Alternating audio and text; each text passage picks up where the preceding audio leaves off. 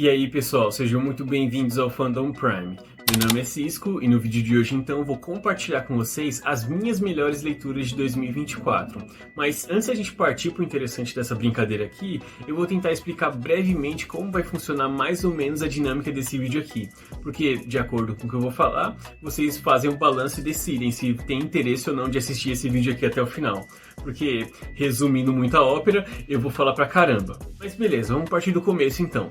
Caso vocês não saibam, eu, Cisco, faço graduação em Ciências Contábeis. Na verdade, eu já sou técnico em contabilidade. Eu só tô, nesse momento, dando sequência nessa minha formação acadêmica, né? Mas, enfim, dois ramos dessa minha área de atuação que me chamam bastante atenção, que eu gosto bastante, são a auditoria e a controladoria. Então, coleta de informações, geração de dados e fazer análise são paradas que sempre me fascinaram.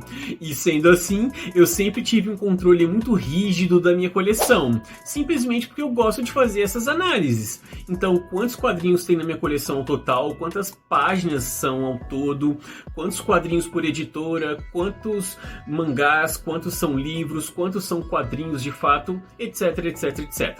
A partir disso então, desde o ano passado, eu criei uma espécie de diário de leitura. E com isso eu já chego então na metodologia desse vídeo aqui, como que eu cheguei na minha escolha para os melhores de 2024. Eu simplesmente revisei esse meu diário de leitura e fui marcando lá quais eu considerava destaques do ano. Então fui marcando lá sem dó nem piedade, o que eu considerava destaque, e a partir dessa seleção então, eu tirei de lá 22 títulos de tudo que eu li. E nunca pensei em momento algum em afunilar esses 22 títulos para uma seleção de top 10 leituras de 2024, ou top 15, ou pelo menos um top 20 para deixar o número redondo. Não, que nem eu falei, eu fui escolhendo sem dó nem piedade. E vão ser esses 22 títulos que eu vou apresentar para vocês nesse vídeo aqui. Uma outra questão é que no final do vídeo vocês podem acabar se perguntando: nossa, mas cadê tal coisa? Ou por que você não incluiu tal título na sua lista? Esse negócio aqui é genial, é espetacular, é maravilhoso, é perfeito e etc, etc, etc.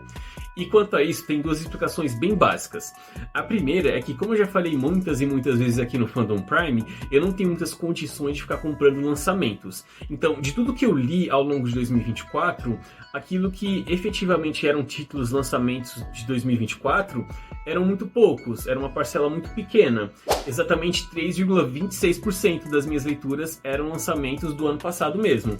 Então, proporcionalmente, era muito difícil eu acabar escolhendo um desses títulos como um destaque. Não que não pudesse acontecer, mas já eu entro na questão das métricas, tá? Que nem eu falei agora, era exatamente 3,26% do que eu li no ano passado era lançamento de 2024.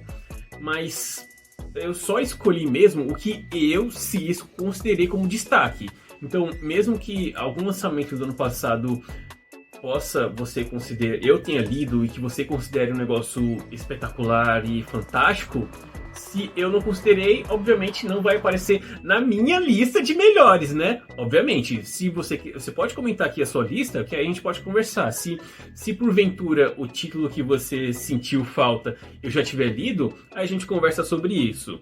Mas muito provavelmente eu nem vou ter lido ele. Nesse sentido então, ao invés de vocês comentarem: nossa, mas cadê tal título? Vocês podem simplesmente comentar: olha, um dos grandes destaques das minhas leituras do ano passado foi tal título. E daí a gente troca uma ideia maneirinha aqui nos comentários, sem problema nenhum. Como sempre, eu vou responder o comentário de todo mundo. Se vocês quiserem conversar comigo aqui nos comentários, sucesso. Se quiser trocar uma ideia comigo lá no Instagram do Fandom Prime, fica à vontade mesmo. E já aproveitando esse gancho aqui, já encerrando essa contextualização inicial, eu quero convidar vocês a seguirem a página do Instagram do Fandom Prime. Lá eu tô sempre postando umas mini resenhas de alguns materiais que eu tô lendo ao longo dos dias. Então, se te interessa esse lance mais instagramável e você quer fortalecer o trabalho do Fandom Prime, tá aqui feito o convite para seguir a nossa página lá no Instagram. Beleza? Então, sem mais delongas, vamos enfim falar sobre as minhas melhores leituras de 2024. Mas também não se esquece de curtir esse vídeo aqui e se inscrever no canal caso não seja inscrito ainda.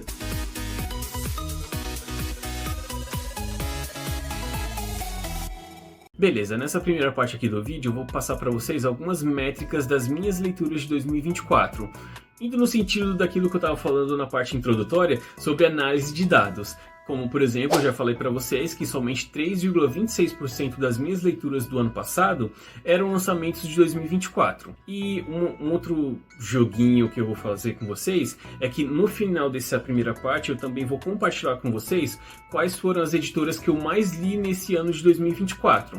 E eu só estou adiantando essa conversa ao invés de falar os números de uma vez, porque eu acho que vai ser uma surpresa muito grande.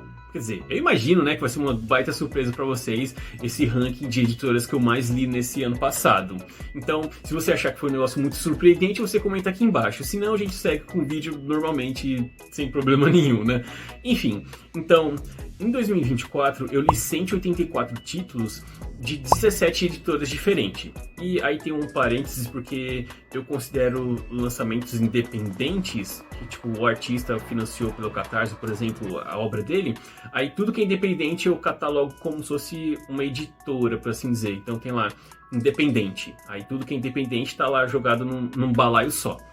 E assim, eu particularmente eu considero esse número muito baixo, 184 títulos no ano todo. Isso dá mais ou menos 0,5 quadrinhos por dia. Esse número é frustrante pra mim, sinceramente. Eu não sei quanto a vocês, mas pra mim é frustrante. Com certeza já teve anos que eu li muito mais, pensando assim de cabeça. É porque, que nem eu falei agora na parte introdutória, eu só consegui fazer esse diário de leitura em 2024. Então eu não tenho como dizer exatamente nos anos anteriores, mas com certeza por cabeça eu imagino que em anos anteriores eu já consegui ler muito mais do que isso. E espero que agora em 2025 eu consiga ler mais do que 184 títulos. Então essa é a minha meta para esse ano. Pelo menos a mesma coisa que no ano passado. Mas, com certeza, mais. Só que em questão de número de páginas, foram 26.582. O que dá uma média de 73 páginas por dia.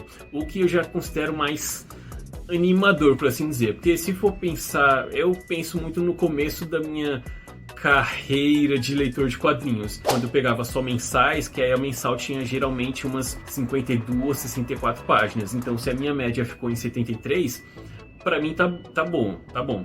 Podia melhorar com certeza, né, já que foram menos títulos, mas enfim, esses foram os meus números. Mas enfim, acho que por esse ano dá pra mim fazer esse tipo de análise aqui. Eu já vou partir então pra quais editoras que eu mais li nesse ano de 2024. Vou fazer só o top 5, tá? Que nem eu falei, foram 17 editoras diferentes que eu li ao longo de 2024. A primeira de todas, como não vai surpreender ninguém, foi a Panini, com 87 títulos, que representam então 47,28% das minhas leituras de 2024. Em segundo lugar, o que vai ser uma grande surpresa, que eu imagino que seja, né? Enfim, mas se vocês me conhecem, pelo que vocês veem aqui que eu posto lá no Instagram ou aqui no canal. Enfim, em segundo lugar, sem mais delongas, foi a Editora Abril, com 31 títulos.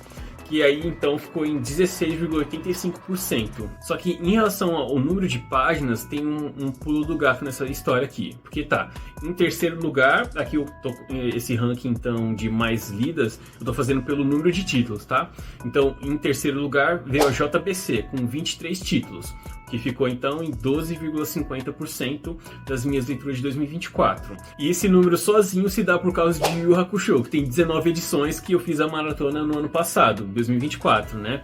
Só que aí então que eu tava falando do pulo do gato nessa história aqui, é porque a Abril então ficou em segundo lugar, com mais títulos. Só que em número de páginas, a JBC fica na frente da Editora Abril, que aí então, em relação ao número de páginas, a JBC tem 17,5%, enquanto que a Editora Abril só tinha 12,92% das minhas leituras. Em quarto lugar, com 14 edições, vem a Editora Mitos, que aí ficou então em 7,61% das minhas leituras.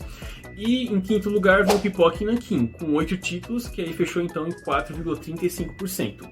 As outras 12 editoras que eu li ao longo de 2024, cada uma ficou com mais ou menos 2 títulos por editora, tá? Contando com a independente, que eu já expliquei como é que é o caso. A análise que eu posso fazer então em relação a esse meu ranking de editoras mais lidas é a seguinte: a Panini primeiro, fanzaço de super-heróis, é o que eu mais gosto de ler, são super-heróis, então dificilmente a Panini não vai estar em primeira, já que é ela que publica Marvel e DC.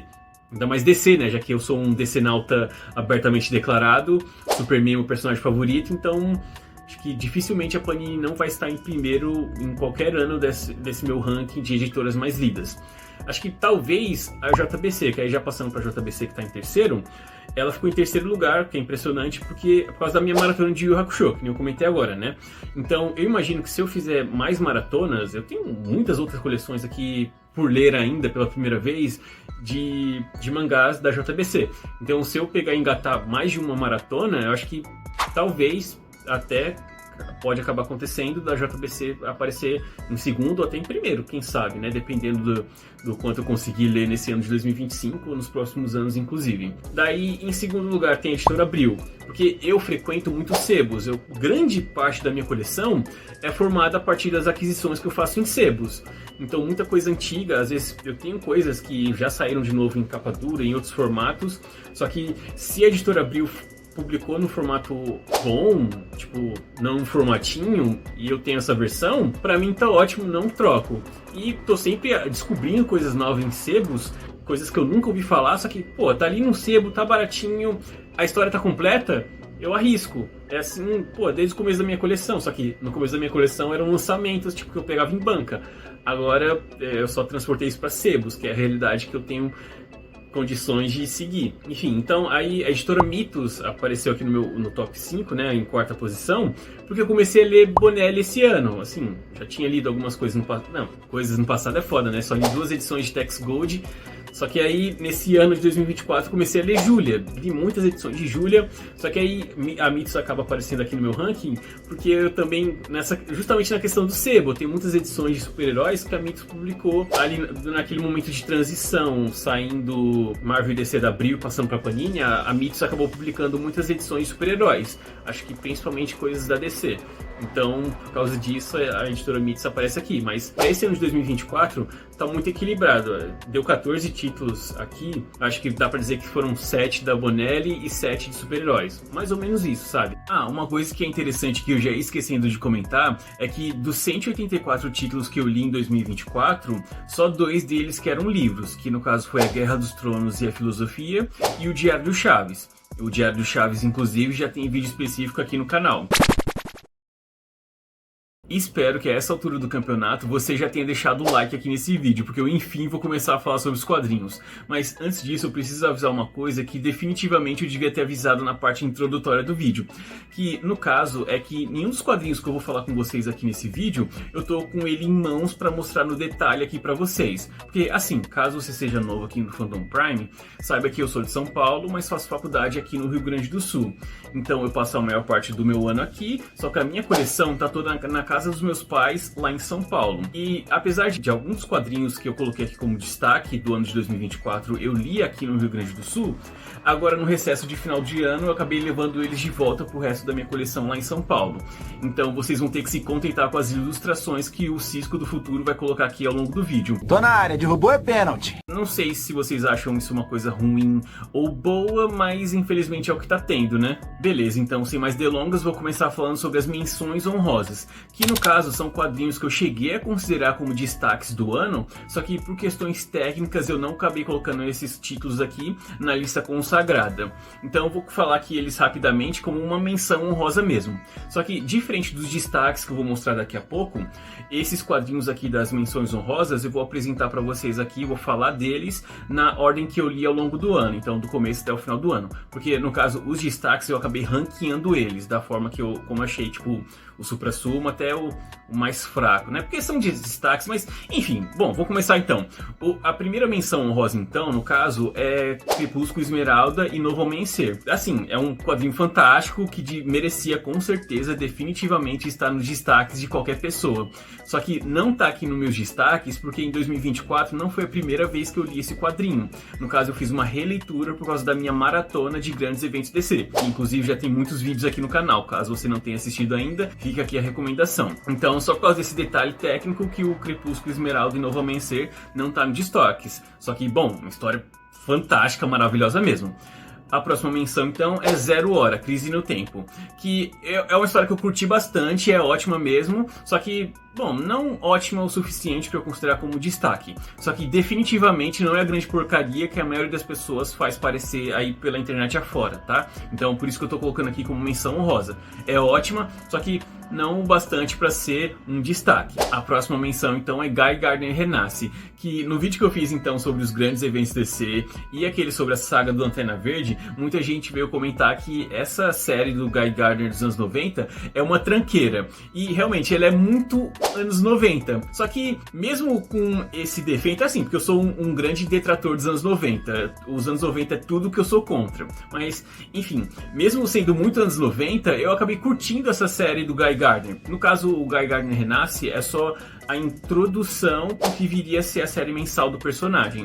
E eu achei ela divertida o bastante para eu querer acompanhar essa série mensal, que infelizmente não consigo porque a editora Abril publicou toda picotada aqui e é quase que impossível a Panini republicar esse material. Então eu só li essa minissérie inicial e algumas edições soltas, como eu comentei lá no vídeo dos grandes eventos DC. Outra menção é Adam Strange Mistério no Espaço, que eu achei ótimo, só que não tão bom para merecer como destaque, só que é muito boa e eu super recomendo ela. Outro é Gilles Hamesh, Detetive Totalmente Particular, que esse sim eu acho excelente, gostei pra caramba, só que não tá como destaque porque eu definitivamente não recomendo esse quadrinho pra ninguém. Assim, é um quadrinho do Jodorowsky, é o meu segundo dele, né? O primeiro foi o Han Solo. E, inclusive, futuramente eu quero fazer um vídeo só sobre esse Gilles Hamesh aqui, que aí eu vou explorar mais esse meu pensamento. Só que, cara, assim, eu tenho que conhecer muito a pessoa, conversar muito com uma pessoa pra entender minimamente os gostos dessa pessoa, para ver se ela é uma recomendação boa para essa pessoa ou não.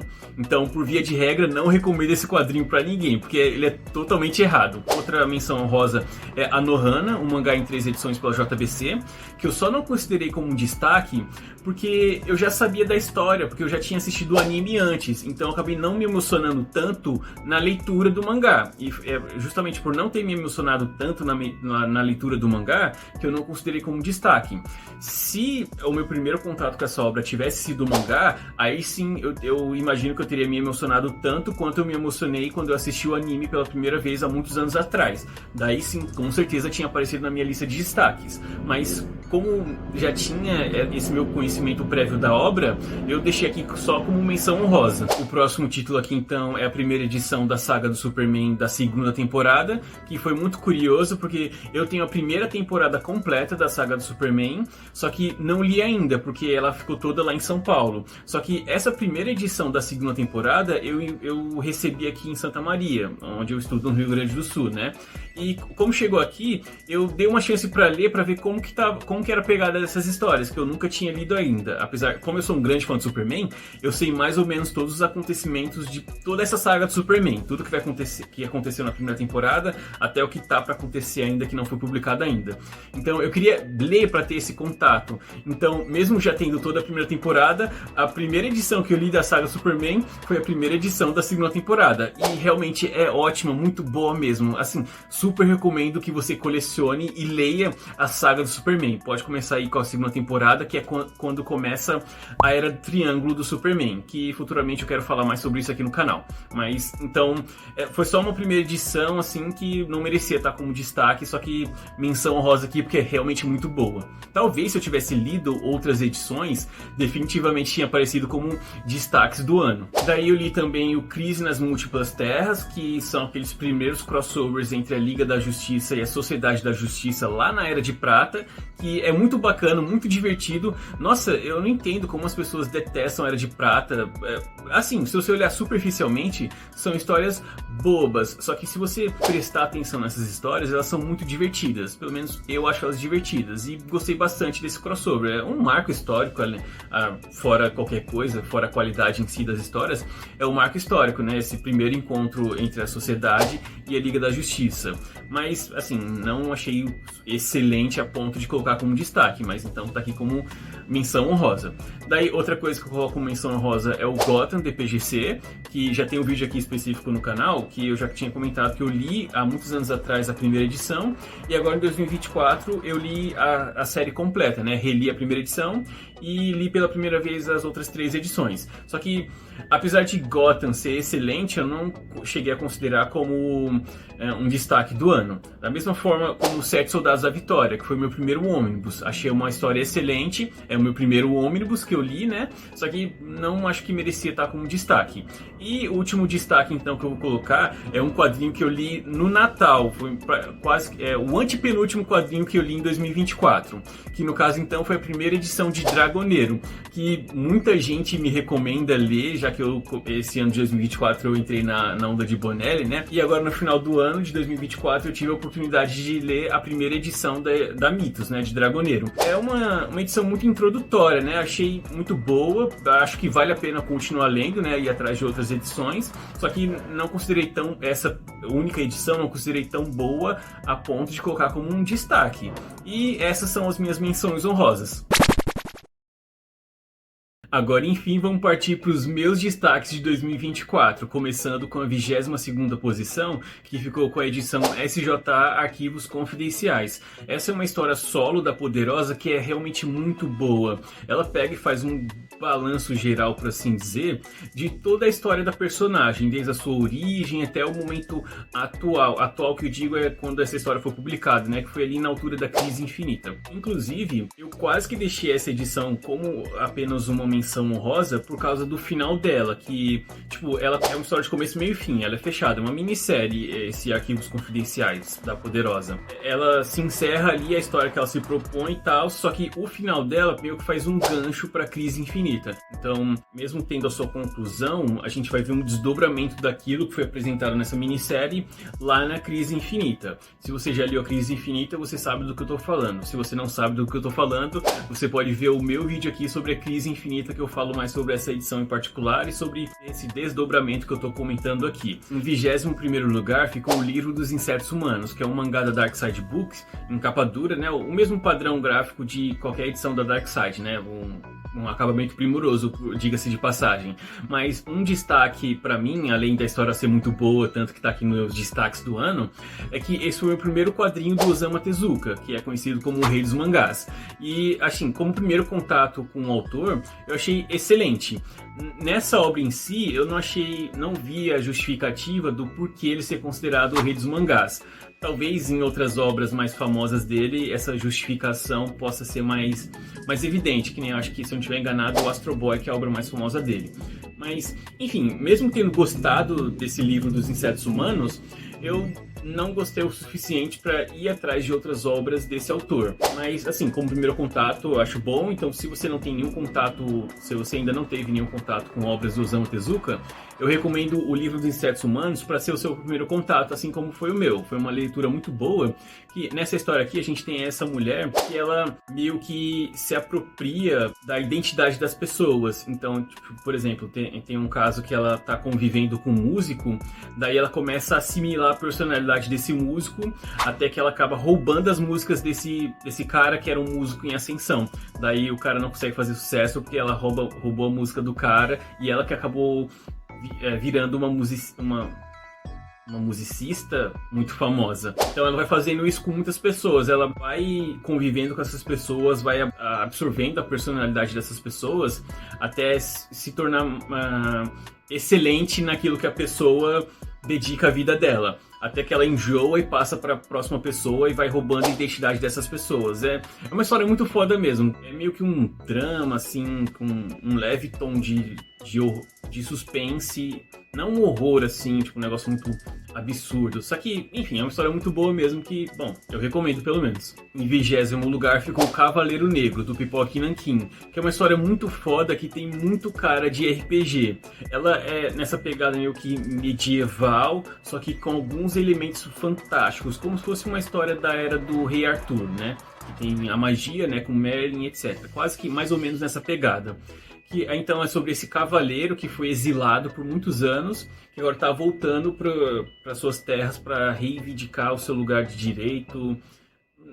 Ele só quer voltar para casa dele, no fim das contas. Só que aí ele é encontrado pela rainha, que pede para ele cumprir uma missão para ela. Assim, você já foi um cavaleiro honrado, então se você quiser voltar, eu te apoio se você fizer esse favor aqui pra mim. O favor é que tem um cara, um outro cavaleiro, que há rumores de que ele tá se rebelando contra a coroa. Sempre existem rumores nesse sentido, só que esse em particular tá chamando muita atenção, porque ele tá começando a dominar uma região como um todo, e dizem os rumores que é através de magia. E ela pede pra esse cara que tava exilado em particular pra ir ver qual que é desse maluquinho, se tem cabimento os rumores, e se ele é uma ameaça, e caso seja uma ameaça derrubar ele, porque no passado esses caras eram amigos. Então, dada essa relação, ela pede assim, pra você vai ser fácil então ver qual que tá pegando, e eu sei que você vai ter condições de dar conta. Aí a história, tipo, vai avançando nessa jornada, ele se encontra com um cara, aí começa a rolar umas paradas mágicas, tipo, fadas, elfos, um negócio começa a descambar sim, só que a história se mantém muito interessante, uma história muito boa. Só o começo, eu tentei ler anteriormente, só que o começo foi meio chato, só que aí quando eu me propus a ler de uma vez, aí o negócio, passando o começo que é meio truncado e chato, meio sem pé nem cabeça, passando esse comecinho, o negócio flui, que é uma beleza, a história é realmente muito fantástica, muito boa mesmo. Em 19º lugar, eu coloquei O Aniquilador, da editora Script. Essa é uma obra autoral do Grant Morrison, e assim, não vou dizer que é muito viajada e justificar aquilo que o pessoal gosta de falar do Grant Morrison, que ele faz histórias muito complexas que são de difícil compreensão. Não, essa história aqui tem sim uma grande viagem, só que não é um negócio complexo que você não vai entender. É só que, tipo, no começo as coisas vão parecer meio confusas, só que conforme a história vai avançando, você vai conseguir entender o que tá acontecendo. Tipo, então lá no começo era isso, não sei o quê. Então é uma história muito boa, que no caso, então, é sobre esse roteirista que ficou muito famoso por causa de um filme, que ele fez o roteiro desse filme, esse filme bombou. Daí a galera tá na expectativa para a próxima produção dele. Só que ele tá com esse bloqueio criativo, até que enfim ele dá um insight nele e começa a escrever sobre essa história pós-futurista de épocas espaciais, sobre esse cara que foi preso por um crime inenarrável na prisão inescapável. Só que aí o cara tá escrevendo lá o roteiro, nossa mano, agora as ideias estão fluindo e tal. Aí o protagonista, o personagem que ele tá escrevendo, aparece atrás dele, fala assim, olha, eu fugi do lugar e só você, agora você vai ter que me contar como que eu escapei daquele lugar. O cara fala assim, o quê? Aí ele fala assim, eu não sei, eu antes de fugir, eu me lembro que eu tive que extrair as minhas memórias e coloquei as minhas memórias numa bala e a bala tá alojada na sua cabeça. Então você vai ter que contar a minha história aí pra eu saber, pra eu lembrar o que aconteceu comigo, como que eu escapei. E se você não contar a minha história, essa bala vai acabar matando você, numa forma de tumor. E, tipo, essa é a premissa, é assim que a história vai se desenrolar, tá? Só que eu juro pra vocês que o desenrolar é muito bom. Essa história do Grant Morrison é mais uma coisa de ficção científica, ficção científica pura. E se você gosta desse tipo de história, eu super recomendo, é muito boa mesmo. Em 18º lugar eu coloco Amor de Gringo, também da editora Script, que já tem um vídeo aqui específico no canal onde eu falo muito mais sobre essa obra, então vou deixar linkado aqui nos cards, caso você tenha interesse. Mas só para resumir um pouco aqui a ópera, esse quadrinho é baseado em um artigo científico que foi desenvolvido no Rio Grande do Norte, aqui no Brasil. É feito por uma pesquisadora canadense que veio no Rio Grande do Norte para estudar o turismo sexual. No caso, são garotas de programa que se relacionam com turistas, que vêm lá para as praias do Rio Grande do Norte, etc. Eu, estando numa universidade pública, eu sei o quão importante a gente divulgar trabalhos científicos, trabalhos acadêmicos. E esse quadrinho que é feito na esteira de um trabalho acadêmico, científico, né, um artigo, é muito fantástico. E por isso que essa premissa, essa proposta por si só, já é um negócio super interessante. Só que a história que ele conta pra gente é mais incrível ainda. E por isso que, nossa, eu gostei bastante. Fiz o vídeo aqui rasgando elogios pra essa obra, né? E tá aqui nos meus destaques. Em 17º lugar tá o único quadrinho que foi lançado em 2024 que eu coloquei aqui nos meus destaques, que foi Go Go Power Rangers, a primeira edição da Indivisible Press. E infelizmente deviam ter saído 4 edições em 2024, só que teve muitos problemas lá internos e externos da editora, que acabou atrasando. Daí em 2024 eles lançaram só 2 edições de Go Go Power Rangers e uma de Mighty Morphin Power Rangers, sendo que então eles tinham previsto lançar 4 de Go Go Go e 4 de Mighty Morphin em 2024. Eu fiz assinatura lá na Indivisível dessas duas publicações, dessas duas séries. E, infelizmente, bom, estamos aí com esse atraso, né? Mas, assim, história fantástica. Eu sou muito fã de Power Rangers. Eu cresci assistindo Power Rangers. Assim, não o super clássico original, né? A minha geração que eu peguei de Power Rangers é a Força do Tempo e o Força Animal. Assim, fantástico. Os melhores Power Rangers que existem na minha concepção. Só que esse quadrinho de Power Rangers em específico é muito bom. Mesmo uma pessoa que não assistiu nenhuma série de Power Rangers pode pegar essa edição de Go Power Rangers e gostar dos Power Rangers, porque é uma aventura muito dinâmica, o desenvolvimento dos personagens. Assim, essa série Go Power Rangers se passa depois do primeiro episódio da série clássica. E antes de ler esse quadrinho, eu reassisti o primeiro episódio, né? Porque já que era assim, eu sou cheio de frescuras de leitura, eu peguei, reassisti o episódio e fui ler o quadrinho. Não que você seja obrigado, tá? Só que eu tô falando que eu sou frescurento a esse ponto, mas enfim. Então, o foda é que na série clássica, na série dos Power Rangers, não tem desenvolvimento de personagem nenhum. Principalmente o clássico é um negócio muito genérico de anos 90. Você tem, o nerd, o líder, a garota, que é a popular, aí tem o descolado, né? E é um negócio muito genérico e muito mal desenvolvido. Só que o quadrinho não, você tem um aprofundamento muito grande dos personagens. É uma história muito fantástica mesmo. Fora a ação, né? A porradaria e tal. Então, Go Power Rangers é muito bom. Em 16º lugar tá o Incrível Hulk vs Superman. Crossover maneirinho entre o Hulk e o Superman, né? Obviamente já tá no título. Só que já tem vídeo específico aqui no canal, né? Não só... É um vídeo que eu fiz sobre crossovers do Superman com personagens da Marvel. Daí nesse vídeo eu falo mais sobre essa edição em particular. Então não vou desenvolver muito aqui o argumento. Só que apesar da crença popular de que crossovers são caça-níqueis, são genéricos, são mal desenvolvidos, o escambau 4, pelo menos esse aqui do Incrível Hulk com o Superman é muito bom. E ele consegue capturar a essência desses dois personagens e construir uma história muito instigante que faz valer, assim, se você é um fã, tipo, eu sou um grande fã do Superman. E gostei bastante dessa história. Eu consegui enxergar o Superman que eu admiro nessa história. A minha percepção do Hulk era mais das histórias em que o Hulk é como se fosse um monstro descontrolado e mal compreendido. E essa história aqui do crossover com o Superman retrata isso muito bem. Então, nossa, assim, esse crossover é muito bom. Se você tiver a oportunidade de encontrar por aí, ou lê em scan mesmo, porque vale muito a pena. Em 15º lugar tem Yu Yu Hakusho, da JBC, que agora em 2024 eu fiz uma maratona da série completa. E, nossa, é muito bom. No caso aí já fica uma contradição minha desse próprio vídeo aqui mesmo, que no caso, nas menções honrosas, eu disse que a Nohana não entrou aqui nos destaques porque eu já tinha assistido o anime antes de ler o mangá. Daí acabou não me pegando, a leitura não me pegou tanto quanto eu assistindo o anime, né? Só que Yu Yu Hakusho tava nessa mesma situação. Eu assisti o anime e depois de muitos anos aqui vim pra ler o mangá. Só que, nossa, o mangá continua sendo tão bom quanto o anime. No caso, o anime é melhor porque tem as peripécias da dublagem brasileira. Tá pensando o quê, filho? Rapadura é doce, mas não é mole, não. Não é o carro da pamonha, mas atrapalhou na hora certa, hein? Eu acho que o que me pegou muito na leitura de Yu Yu Hakusho, que me colocou aqui como um destaque, foi porque me lembrou bastante o anime, que foi um prazer muito grande.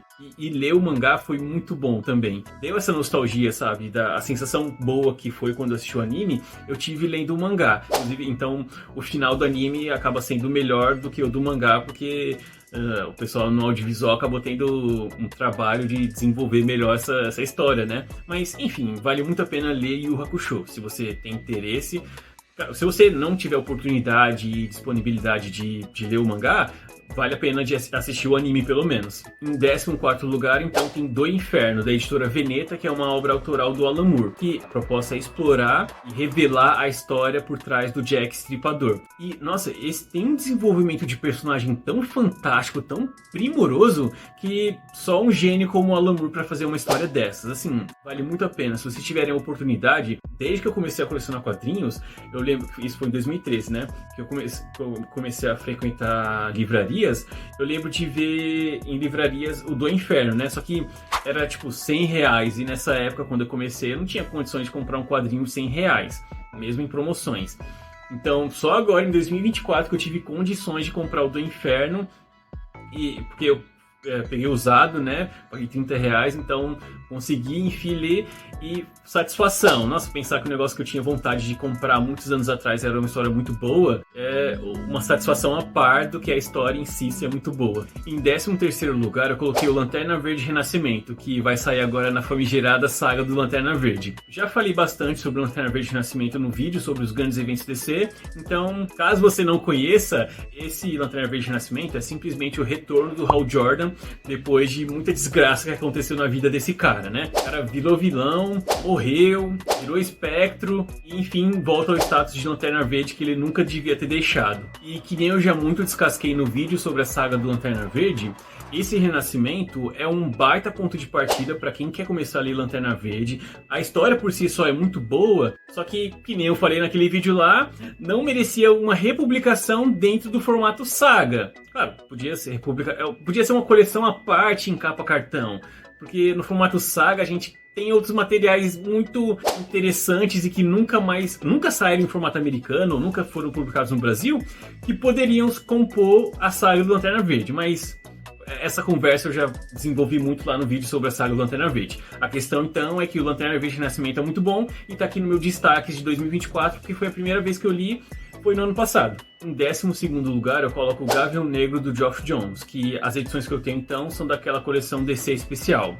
E essa série do Gavião Negro, essa fase inicial pelo menos do Geoff Johns, é muito boa e é outro material que é uma baita pedida para quem está começando a ler quadrinhos ou quer começar a ler materiais do universo DC. O próprio Gavião Negro também é uma baita ponto de partida, só que ela por si só não é uma série muito pretensiosa. Essa fase do Geoff Johns, nessa série do Gavião Negro, vai até a edição 20 e poucos. E não é tipo, da edição 1 até a 20 um grande arco, ou 3 mini arcos. Não, são só, de 2 em 2 edições ele forma uma história, sabe? É um negócio mais episódico, que não desmerece e desqualifica essa história de maneira alguma. São histórias muito boas, você conhece muito do Gavião Negro, da lore dele, o desenvolvimento do personagem ali, dos seus coadjuvantes, é muito fantástica mesmo, vale muito a pena. Em 11º lugar eu coloco V de Vingança, do Alan Moore, que é uma história muito boa, fantástica mesmo. Eu só entendo algumas críticas que o próprio Alan Moore coloca na introdução desse quadrinho, que ele faz ele mesmo, né? Já que ele conta que ele escreveu essa história quando ele era mais jovem e na altura que ele fez essa introdução ele já era, acho que foi uns 10 anos depois, mais ou menos, né? Não lembro agora de cabeça. Só que aí ele fala assim, hoje em dia eu faria essa história diferente. Porque a grande crítica, então, é que o V de Vingança, então, a gente está numa realidade fascista, né? Que o fascismo dominou tudo. Daí o V, então, vem para introduzir anarquia, para derrubar o governo fascismo. Só que, então, a ideia era você colocar o poder de volta pro povo, derrubar os fascistas. Só que o personagem V, ele acaba criando uma figura de liderança para as pessoas, o que vai muito na contramão dessa própria proposta aí. Porque o certo, então, é as pessoas não dependerem de uma figura só, de uma pessoa, de uma figura messiânica. Não, as pessoas que têm que tomar suas decisões.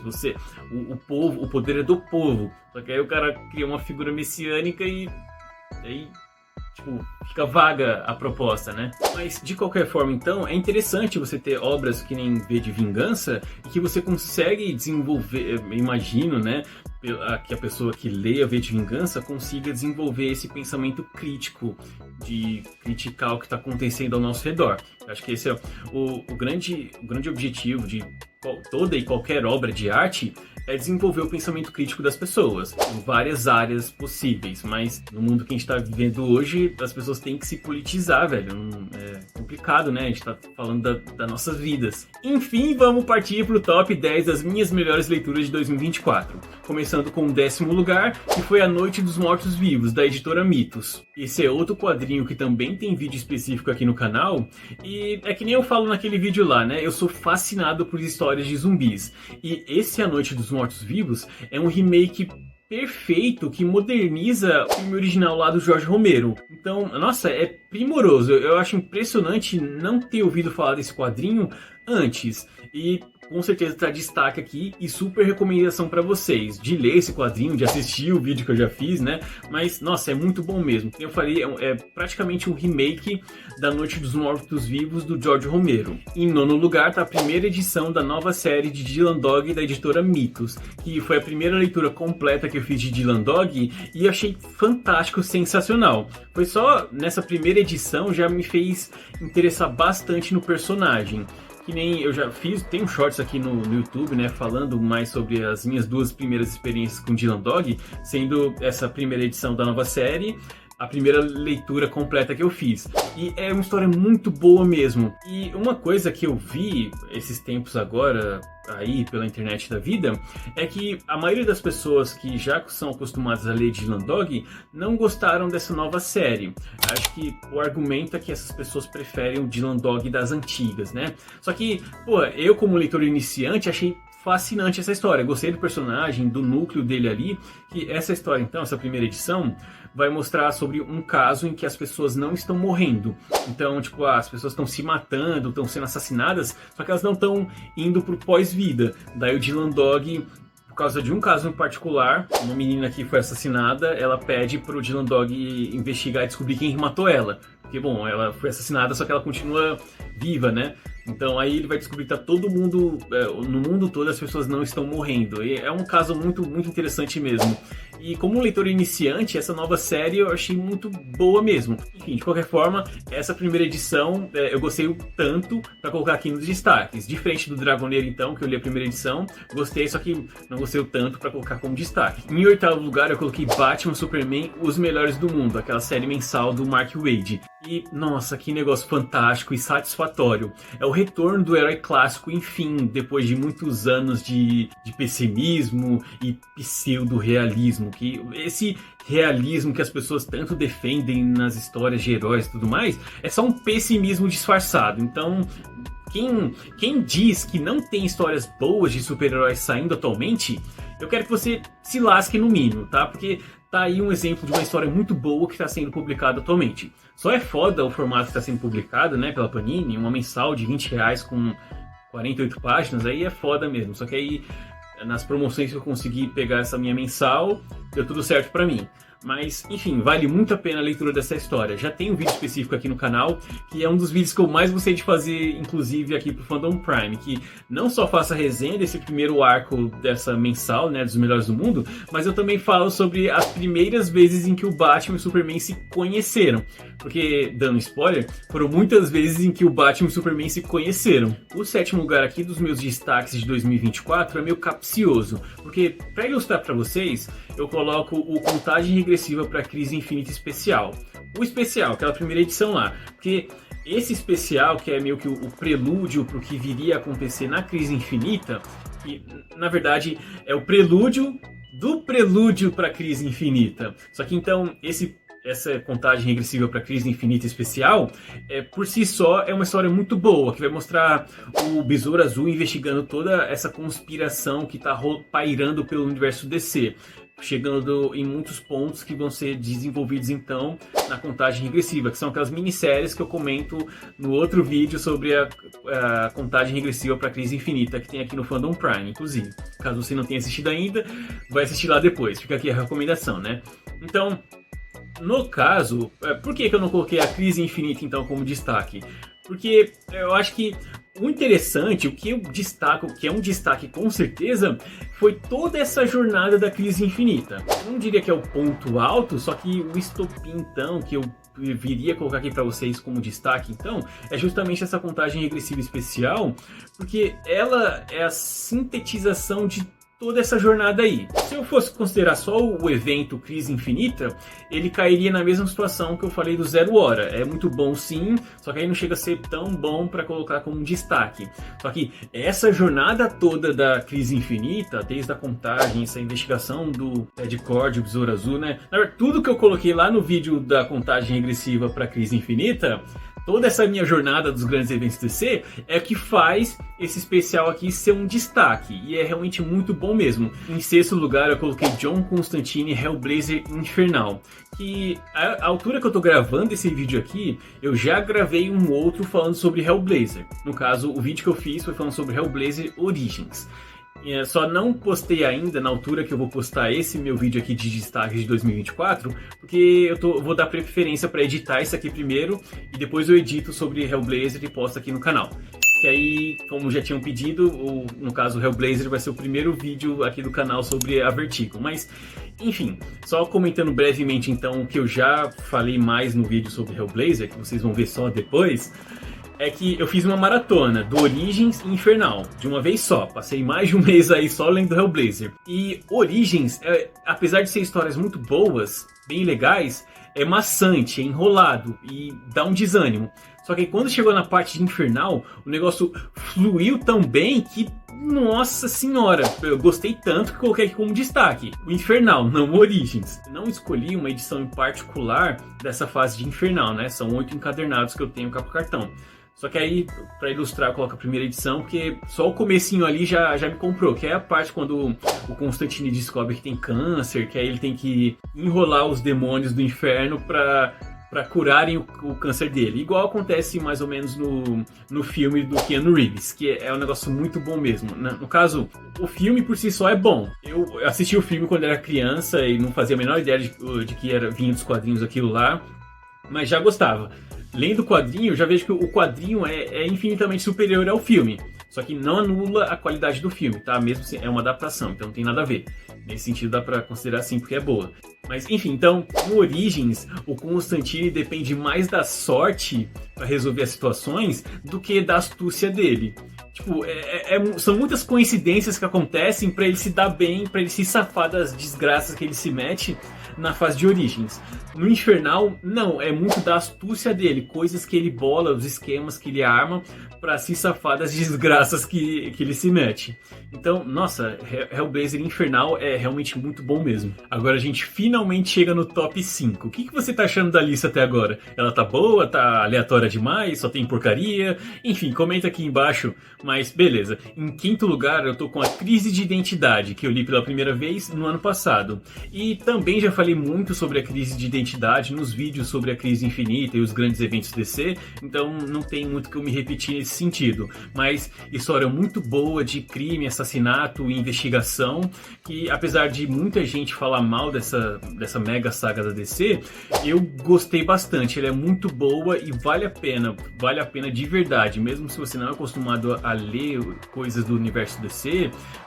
É um bom primeiro contato, apesar de ser uma história mais pesada, por assim dizer, ela vale a pena sim, do meu ponto de vista pelo menos. Em quarto lugar tá uma edição que me surpreendeu bastante, porque eu com certeza não esperava gostar tanto dessa história, o tanto que eu gostei. Também já gravei um vídeo sobre essa edição que eu vou falar com vocês agora, só que vai ser postado só depois que esse vídeo aqui for pro ar. No caso, também é a única edição que eu ainda tenho aqui em Santa Maria, que é Doutor Estranho e Doutor Destino, Triunfo e Tormento. Aí no caso eu tenho essa edição aqui da editora Abril, mas já foi republicada 2 vezes pela Panini.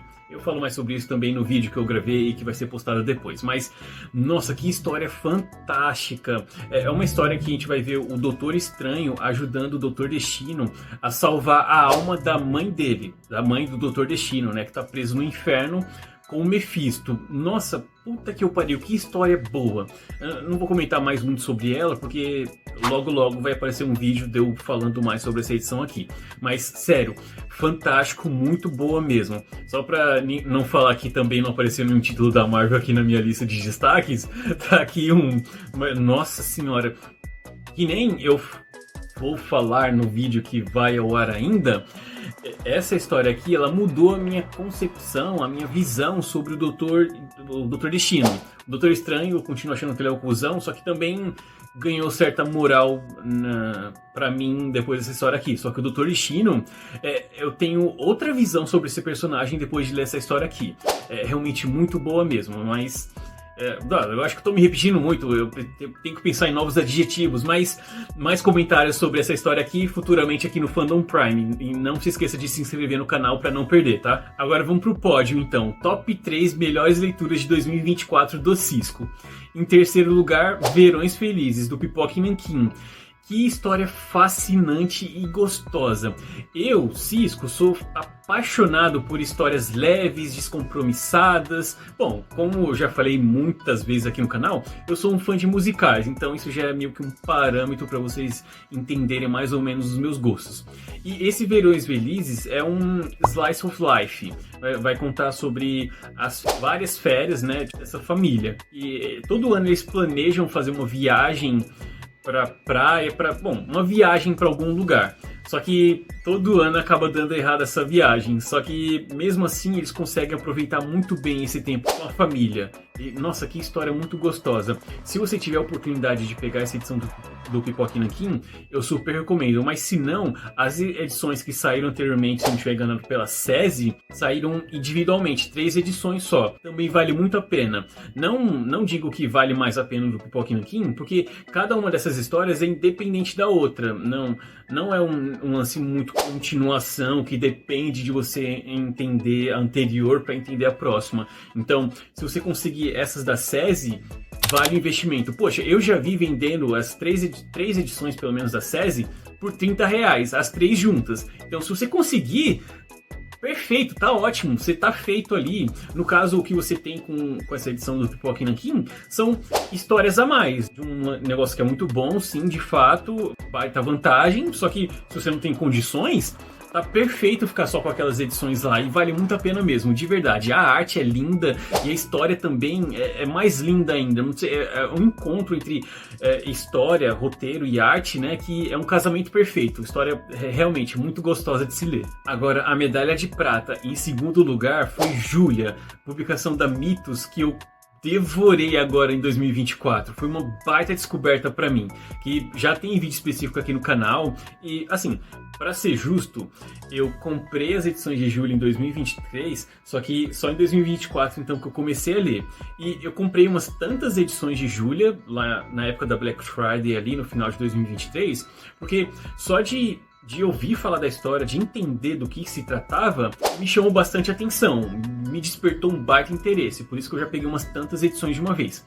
Quando eu enfim li as histórias, a expectativa foi atingida de uma forma que eu não esperava. Gostei mais do que só saber do que se tratava a história. Nossa senhora, o negócio é fantástico mesmo. E ao longo desse ano de 2024, eu já li umas tantas outras edições de Júlia, já comprei outras a mais também, Nossa, fisguei, é uma paixão inenarrável.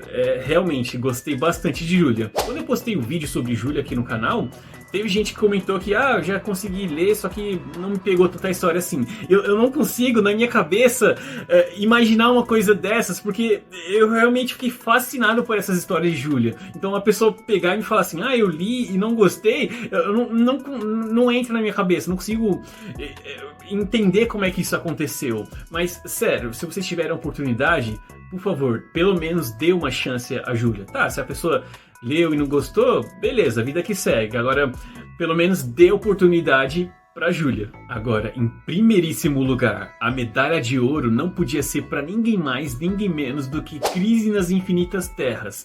Eu, sendo um grande decenauta, só fui ler essa história pela primeira vez no ano passado. E não tem jeito, é o supra-suma, melhor história em quadrinhos de todos os tempos, melhor mega saga, melhor de tudo dos mundos dos super-heróis.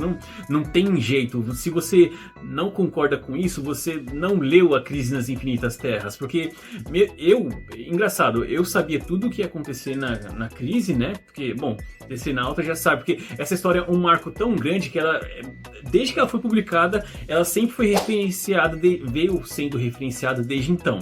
Então, mesmo sem ler ela, é difícil você não saber o que acontece nela. E pra mim era isso, eu já sabia tudo o que ia acontecer nela antes de ler ela.